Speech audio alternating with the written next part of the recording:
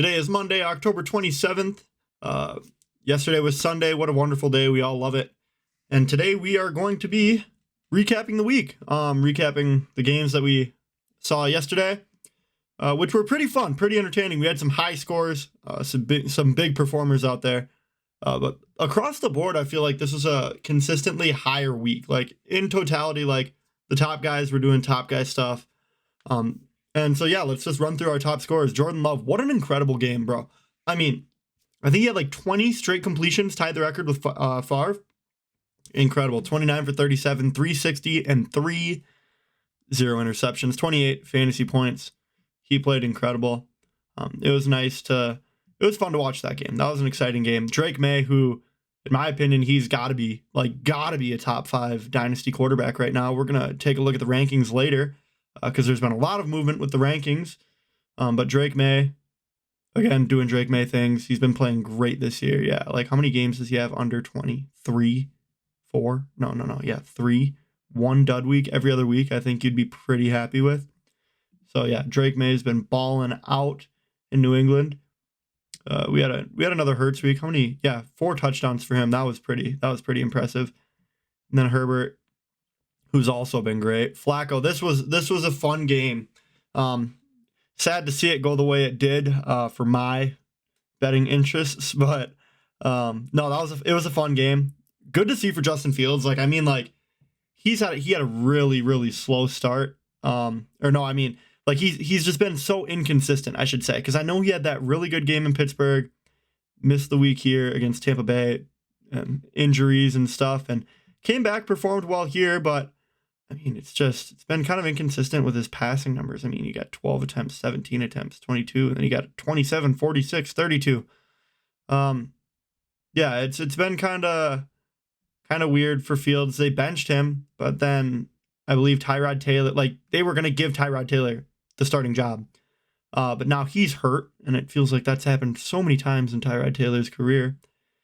But Justin Fields played great, and he led that comeback for the Jets. The defense was great as well, but still, I think that kind of speaks volumes that he's not done. And that Jets team, they've really struggled this year, but it's nice to see them get a win up on the board. Good for Aaron Glenn and company. Jackson Dart playing great still since taking over as the starter. He has yet to score under 15 points, which is really impressive. And he's slinging the rock too. We had 40 attempts, 33, 24, 25, 20. Not many interceptions. Yeah, 3 total, and he's got 3, 4, 7, 8. 8 and 3 in that many games is pretty good for a rookie. Got to take that. Let's see who underperformed. Let's go check that out. None of these guys really played a full game, except Andy Dalton. Andy Dalton played the full game. Not a great performance. 2 fumbles and an interception, 16 for 24. Sucks for Panthers fans because Bryce Young has been playing that good. And Andy Dalton's it just sucks that he got hurt because he was actually playing great. Spencer Rattler, but also we don't expect much out of Rattler. This is kind of he's not bad, but it's like the Saints are kind of coasting. I think they're going to be in the running for that number 1 pick. But we also did see that Tyler Shock got a little bit of run. 17 for 30, week 8. And let's see how many pass attempts did Rattler have. 15 for 21. Wow, so they really threw the ball. Did not expect that. Joe Milton got in a little bit in the blowout. 3 for 4, 58 yards and a touchdown. He's got a cannon. He has got a cannon. Scored as many points as Dak Prescott, though. So, but that Denver team is really good. You can't put too much on him. Kirk Cousins was also in this week with Penix being out. It's fun to see him play. He was my quarterback growing up. So it was fun to watch Cousins. Although it wasn't pretty, there was a lot of miscommunication. There was that one throw where the guy didn't know what the kill. Cousins was like, kill, to one of their quick hitters, quick audibles, and the receiver had no idea what he was doing, and he ran a comeback when he should have gone and done a wide post, and the ball was near nobody, and Kirk is just like, what is going on? Feel bad for Kirk, but also he could have signed for less and stayed in Minnesota. Wentz has been ruled out for the season, I believe. Yeah, because I believe that's what I just read. Yep, season-ending shoulder injury. So that leaves JJ McCarthy and Max Brosmer as the only quarterbacks left, like capable of playing. Call me crazy, but there's been some chatter. There's been some chatter about Cousins. They'd want to bring Cousins back, of course. They'd have to renegotiate, like they'd have to restructure, but as a backup, Cousins would be as good as it gets to have him as a backup. So yeah, let's shift over to the running backs. This is where the money was this week. I mean, look at this. Like all of your guys, you got Harvey who had 3 touchdowns on how many touches? It wasn't a lot. Yeah. 8 touches total, 3 touchdowns. I mean, so when you consider, take away that 18 points and he had 6, but still cool to see that going for RJ Harvey. We got a bunch of other big shooters up here like Derrick Henry, Chase Brown, Breece Hall, the return of Breece Hall, bell cow back, 18 carries, 133 yards, 2 touchdowns, couple receptions, and he's an elite receiving back. I'm surprised we haven't seen more of that, but I believe he, what's his name? Wisconsin guy. Really good running back. Braylon Allen. Yeah, Braylon Allen was out this week, so Breece Hall had to do a little bit more work in a high-scoring game. That was fun. Saquon had that big run to start things off, 150 yards. Big performance from him. James Cook, 216. And then, of course, who's looking like the front runner for Offensive Player of the Year, we got Jonathan Allen, who's had 3 separate 3-touchdown games. No, am I wrong? Could it be 4? No. Yep, he's had 1, 2, 3. 3 separate 3. No, 4. 4 3-touchdown games this season. So that's 3, 6. Nope. 1. Sorry, this is really hard for me. This is why I'm in the J school. I'm not a math student. So 4, 7, 8, 11, 14. 14 touchdowns through 8 weeks. Yeah, looking like a front runner, like a lock for the Offensive Player of the Year, barring injury. But I think the Colts are legit. The Colts are officially legit. I feel like we keep having this discussion. Are the Colts for real? The Colts are for real. The Colts are for real. Tyjae Spears had a good week. I know that. I was seeing a lot of discussion about him. 9 for 59. A touchdown, 3 receptions for 23 yards. Little slow week for Josh Jacobs, but Josh Jacobs in recent history has been kind of touchdown dependent. And that's not a knock. It's just that's kind of what you get with him. But here's the really sad storyline of the week. Scadaboo out for quite a while with that ankle injury. Maybe returning, but yeah, it was just a bad injury. But this has kind of been like the darling of the Dynasty community. Everybody's been really excited about Scadaboo, who's been playing really well in his role.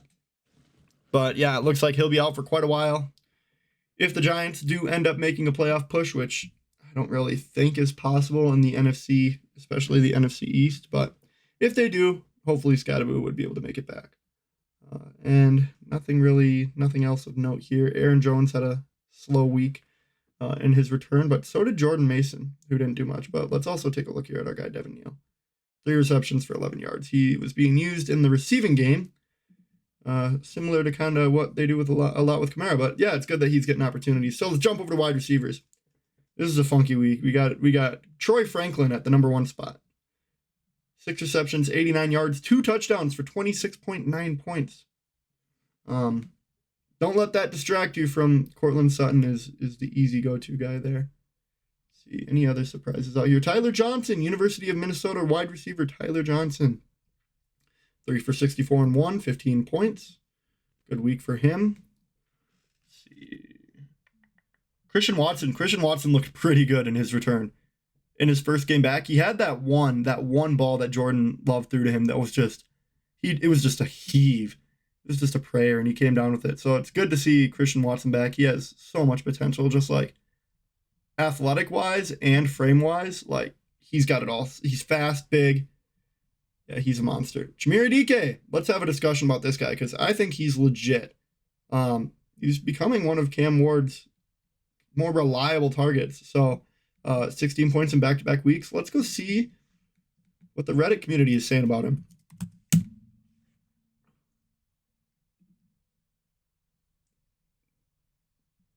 Not much. Rookie speedster, but yeah, he's settling in.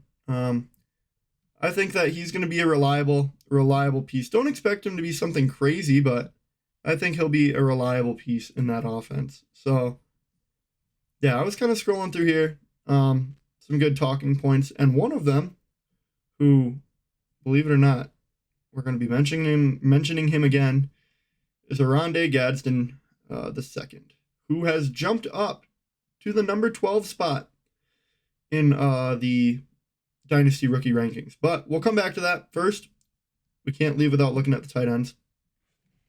Tucker Kraft, National Tight Ends Day. These guys balled out. I feel like this is pretty rare. We had 1, 2, 3, 4, 5, 6, 7, 8, 9, 10 tight ends above 10 points. Could have been 11. But also generational tight end class we might have on our hands here. Look at the top scoring tight ends. We've got rookie with Warren and Helm. Another rookie, Mason Taylor. Another rookie, Harold Fannin Jr. And another rookie, Oronde Gadsden Jr. That's 1, 2, 3, 4, 5.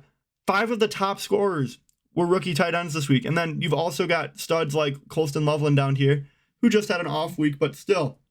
When they talk about that 2017 running back class with like McCaffrey, Dalvin Cook, Aaron Jones, Joe Mixon, all those guys, that's going to be this year for tight ends. And I thought this was going to be like another generational running back class, but no, it looks like the tight ends were the position to go to in this draft. So happy National Tight Ends Day. Got a lot of guys balling out. George Kittle got out there and got his touchdown. Goddard got his touchdown. Tucker Kraft played an incredible game. One of the best offensive players of the week. Let's see where he falls in the total scoring. Right around the top. So yeah, it was a very high scoring week in fantasy football. But let's jump into the Dynasty analysis evaluation. My camera's out of focus. Let's see if I can get this to. Okay, that's a little bit better, maybe. Well, it's okay. I'm just a little corner on the face cam. Egbuka holding his spot up at the top. Got Genty and Hampton. Hampton should be returning from injury soon. Tyler Warren in the 4 spot. And Gadsden at the 12 in front of guys like RJ Harvey and Matthew Golden. I'm excited to see what this looks like. Yeah, he jumped up an entire 2,000 points in a week. It takes a little while for the data to reach keep trade cut. So yeah, it's kind of funny to see this. Let's go back to the tight ends. Now, we've got him at the number 5 spot behind Tucker Kraft. And I think this core 6, and I think you could even throw Fannin in there just from the way that Cleveland's been utilizing him in the past game and as like an H-back. I think you could slot Fannin in there. But I think this like core 6 and then like maybe Fannin right outside. Kittle's still got a couple of years left. If you got any of these guys, I think you're feeling pretty good. If you got 2 of them, you're feeling incredible. But yeah, I play non-tight end premium. I've thought about it, but it's just too late to change now. In my main league that I do, Judkins still here sitting at 6, Scadaboo sitting at 8. I'm interested to see if we have any movement there. I doubt we will, because what we saw with him when he was healthy was really, I think, enough for dynasty managers to want to believe in him. Luther Burden is all the way down here at 18. I remember like in the pre-draft process, like before he got drafted by Chicago, I was like, yeah, it's going to be Genty, McMillan, and Burden. Like those are your top 3 picks without a doubt. And then he went to Chicago, and yeah, that was like the worst landing spot in the entire draft for Luther Burden. Like, why would he go to Chicago? He's like the 4th option there. Caleb Johnson all the way down at 25, about value equivalent with Ollie Gordon. Caleb Johnson is a stash, though. I think he's going to be great. A lot of Adrian Peterson comparisons. And I think just that it's just not his time yet. So we also got Arroyo down here, who hasn't been playing terrible. But yeah, Devin Neal at 49 and Shamire DK at 51. I'm anticipating some DK, a rise in DK's stock after this week. So also had Sevion Williams, who had a good week. But yeah, that's kind of how the rookie rankings are looking right now. Let's get a little crazy. Let's look at the Devy rankings, just because I always like to look ahead. course, we've got your top two, Jeremiah Smith and Ryan Williams. These two right here are the reason why people are stockpiling those 2027 picks. Let's see. Yeah, Jeremiah Love is going to be, I think he's going to be like the clear-cut 1-1 this year. Tyson out of ASU, who I believe just got hurt. And I believe he's out for the season, so it's going to be very, very interesting draft class. I don't think it's going to be as loaded as last year's, but I still think there are going to be some studs to come out of here, come out of this 2026 class. And then, of course, we got to wait a little bit longer for that loaded 2027 class. But, yeah, it doesn't get much better than that. Oh, I also want to see the risers and fallers. Top risers, Gadsden, Dowdle, who's been playing great, Vidal, but I don't know what his role is going to be like when Hampton gets back. And you got these 5 as your fallers. Tyreek is just like injury, and plus with how old he is, it's kind of tough to come back from that. But yeah, I agree with a lot of this. I think Bijan, yeah, Puka at number 4, as crazy as it sounds. Yes, Puka is like when he's on the field. Where's that post on the Reddit I saw? Yeah, like when he's on the field, 35.3% target share, and just like an absurd number. So yeah, it's a fun week of football. That's for sure. It was a fun week of fantasy. Like all the guys that you expect to perform were performing pretty much. So high scoring week, high scoring games. But yeah, that's what I got for today. Just kind of a quick rundown. Yeah, thanks for watching, and I'll be having more videos out soon. I've been having a lot of fun with this. So